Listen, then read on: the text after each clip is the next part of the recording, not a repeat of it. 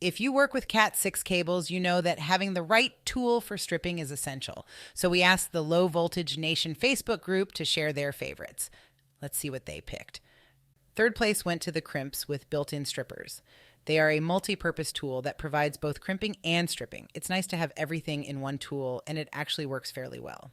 Second place is the ringing tool, designed to strip the cable without damaging the internal wiring. Some have adjustable depth, which offers precise control, making it a decent choice and comes recommended for beginners.